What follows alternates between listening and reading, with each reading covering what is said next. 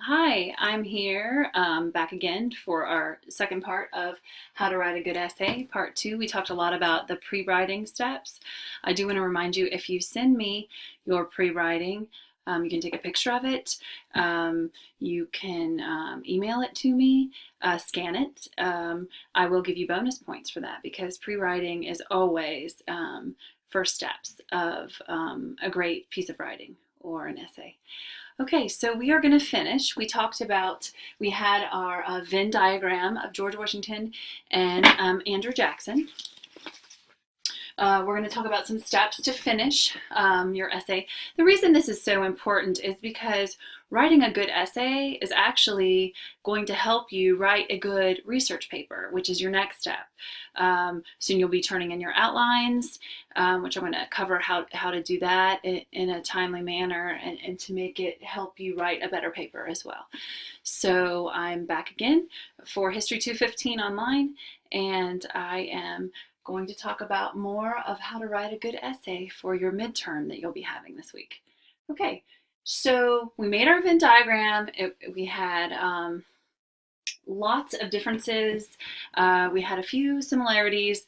Actually, when I teach a class, what I'm amazed, where I have a deficiency, where I can't really think of a lot of similarities for George Washington and Andrew Jackson, that's when the students really have a lot to say. So that would be a good thing for you to kind of see and put in your essay, if you choose that one. So now you need to talk about your 5 paragraphs to have a good essay. And remember, I only ask you to write 1 essay for this exam. But the reason I do it is because I want you to do a very thorough job one time instead of writing 2 essays, 3 essays, and only doing a half job or half the effort. So I really want you, I'm going to look for you to really take your time and to do your very best and be thorough. So what you'll need is you'll need 5 paragraphs. Your paragraph 1 is going to be your introduction. You're going to be restating the question because it is an essay. So remember, our question is compare and contrast 2 American presidents we have studied about so far. And I listed those. They're the first president, George Washington, all the way to Abraham Lincoln, who's our 16th president. And remember, he's our first middle class president. The rest were all elitists or from the elite class. So you could pick any 2 of those. I just chose George Washington and Andrew Jackson in order to really show you an example of how to do it. It says, list their strengths and weaknesses for each and what was their legacy. So that's what we kind of have to concentrate on right now. So we could first compare and contrast. You want to do it in sections. Because this is a compare and contrast and it's 2 people, it's a little different. So maybe what I would put into my first reason is I would maybe talk about their election and how they set up their government, being the first president and the 7th president, how George Washington was unanimous in his elections. Oh, I should back up to the introduction. You want to restate your question, talk about that they had, you're choosing the first president, George Washington, would be your introduction.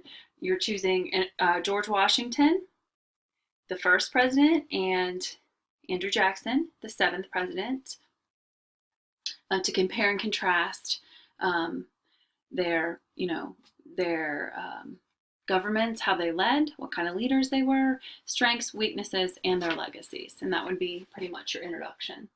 And you might want to put that they're very they're polarities or they're very opposite. Okay, for instance, if you compared and contrasted Thomas Jefferson and Jackson, they have a lot of the same kind of leadership styles. So you would talk about how they are alike in leadership. So maybe that would be in your introduction.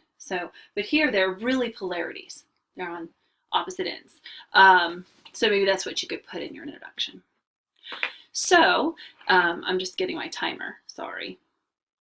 All right, there we go. So then you would talk about maybe their presidency, where they came from, setting that background here. The first president, unanimous, and how Andrew Jackson was not unanimous. Maybe here I would put how they contrasted, and this would be a really big paragraph. Or maybe you would split it into two. 5 paragraphs is just kind of a rule of thumb, but it's not mandated. So maybe this would be a couple paragraphs about how they're contrasting mostly. Then possibly I would talk about how they were similar. Now that's kind of hard because they both were war heroes. Okay, so they both were war heroes. War of 1812 for Jackson, and George Washington, Revolutionary War. What is interesting is Andrew Jackson was a courier in the Revolutionary War, so they kind of crossed over in that. Had a similarity there as well. They're both on money, the $1 bill for George Washington, and of course the $20 bill for Andrew Jackson, which is being contested today, and I believe that's going to be your discussion forum question this week that I'm going to have you look at. But we definitely need more similarities, and that is kind of what I will leave up to you to kind of look at that. One thing, really to make sure you include is that George Washington did not pick a party. He refused. He did not believe in the two-party system. He thought it would destroy American republicanism, which is sort of ironic. His words kind of still ring true today, how they're such infighting. Just very sad. The legacies, though. We need to discuss, what was the other part of the question? I've already forgotten. Strengths and weaknesses. One strength of Jackson was he was really for the common man. He really didn't want the rich farmers to get all the land. He was looking for the common man. The only problem is that only was the common man that was white. It did not include free blacks from the North. They really didn't have any rights. And then, of course, all the slaves in the South, and he was really not for abolition, even though there are, things that point to Washington being for it.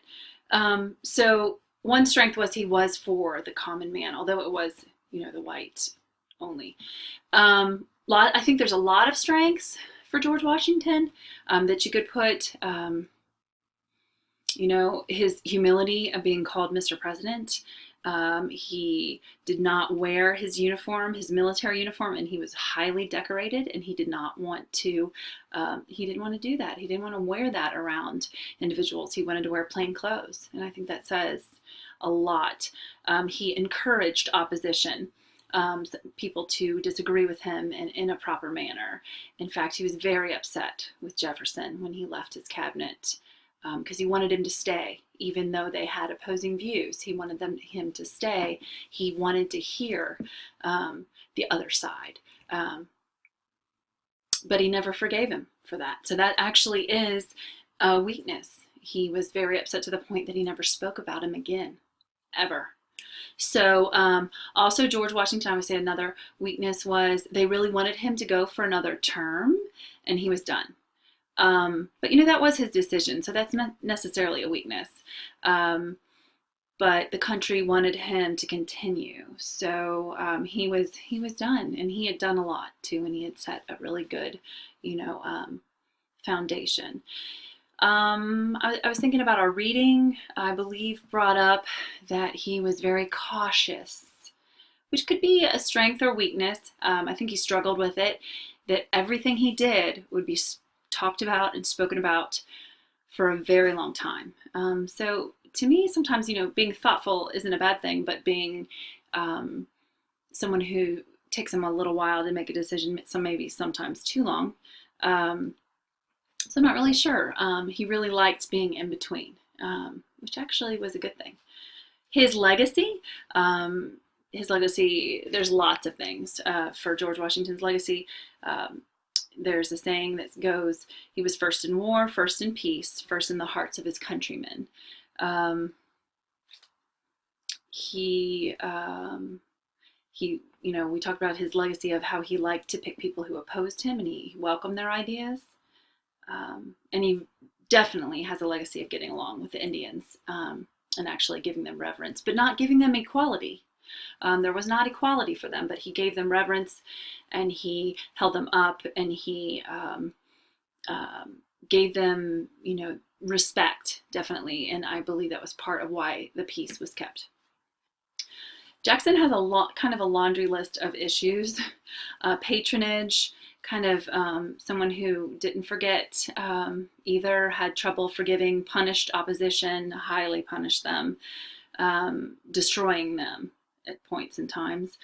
A lot of scandal was involved. He was so consumed with expanding the United States, and that also kind of spilled over into some of his kind of proteges, which would be proteges, Polk and Van Buren. So definitely the Indian relations and how he removed 45,000 Indians in his presidency. And then actually the Cherokees sued and took the case to the Supreme Court, but it had been delayed so many times that they had already been moved. So it was too late. And I'm not sure about that Supreme Court ruling, but I believe, whoops, that's my timing. I believe it was in their favor. So you were supposed to talk about their legacy, and so he's kind of known for removing the Indians and kind of being extremely harsh to the Indians, as well as just a lot of corruption, a lot of infighting, not so much corruption, but infighting. So, and George Washington does have, many people still say today that he may have been the best president ever. So that is definitely his wisdom kind of came before him. So after you do that, after you write these, you'll have a conclusion and you'll kind of have a summation, and maybe that's where you make sure that you tackle all of these parts of the question and make sure you answer all parts of the question when it is an essay. Strength, weaknesses, and their legacy. Very important to do that. I would maybe put their legacy here in the bottom in the conclusion. Then, can you add some vocabulary words from your textbook? And I believe we hit quite a few. We talked about republicanism. We talked about federalists. Maybe define those. Oh, definitions within an essay are fantastic. So define those. Use the knowledge you have from your text, and kind of go through and see what you can put in. You just want to sprinkle it in. You don't want to force it in. It needs to go smoothly, and make sure that it adds to your essay. And then I would almost, talks about using some history analysis words. Can you add some history analysis words? Because this is a history essay. So we have core and periphery. All right. Giving voice, who had a voice in these governments for both presidents, and you could add this in your conclusion or sprinkle it throughout or have it a lot in your introduction and conclusion. Who had agency? Women did not have agency. Also, they didn't have a voice. African Americans had no voice and no agency if they were slaves, and free Northern African Americans had no rights either. During this time. Democratization, was it taking place? That leveling the playing field, equality? No, it wasn't. It was definitely a hierarchy. Elite, these two presidents are both from the elite class, and we've talked about Abraham Lincoln being the first middle class president. So I just want to tell you good luck, and I hope that this helped, and that you would be able to write a very successful essay. Thank you very much.